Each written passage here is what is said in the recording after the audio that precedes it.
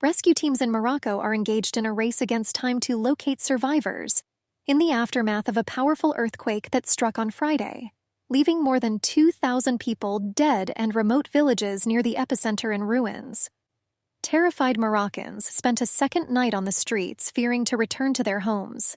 The nation is currently observing 3 days of mourning in the wake of what is being described as the deadliest earthquake the country has witnessed in decades. This seismic event, measuring 6.8 in magnitude, struck late on Friday and is noted as the strongest earthquake to impact the region around the historic city of Marrakech in a century, according to the U.S. Geological Survey. Moroccan authorities have confirmed that 2,012 people have lost their lives, with an additional 1,044 critically injured. These numbers are anticipated to rise as rescuers continue to sift through the rubble of collapsed houses in the remote areas of the High Atlas Mountains.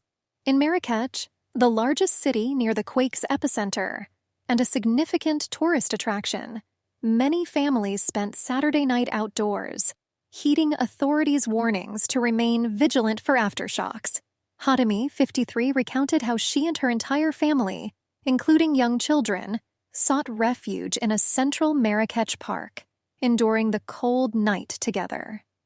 She expressed the widespread fear gripping the community, brought on by the earthquake's intense shaking.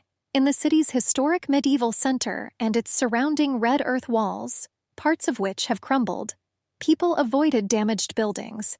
In central Marrakech's Olivier Park, hundreds of individuals, including children and the elderly, used blankets and makeshift mattresses to get some rest after the traumatic experience. Some arrived prepared with bags of clothing and food, anticipating an extended displacement from their homes.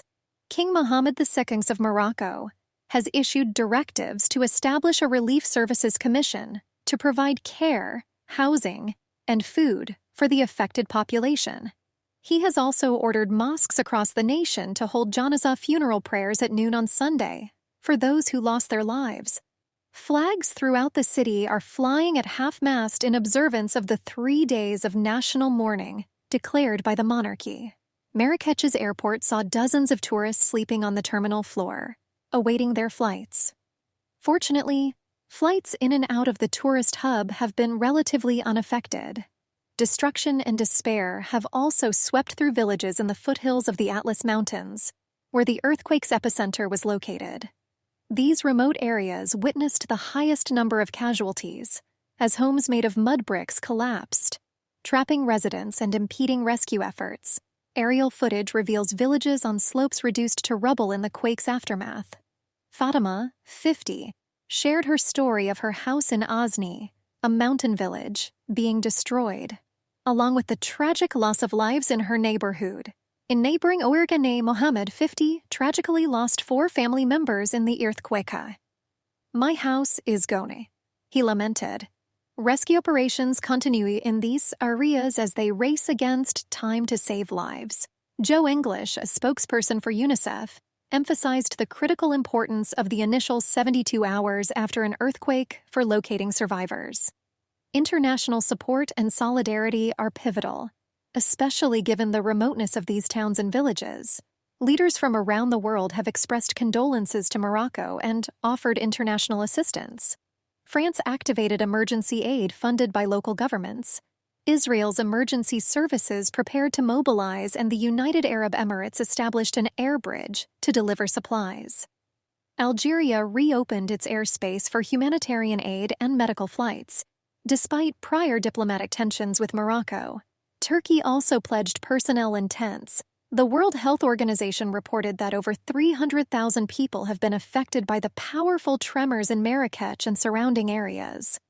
Morocco has not witnessed a disaster of this magnitude since 2004, when a 6.3 magnitude earthquake struck the port city of Al Hoceima, claiming around 630 lives. The nation's worst modern earthquake occurred in 1960 near the western city of Agadir, resulting in the loss of at least 12,000 lives.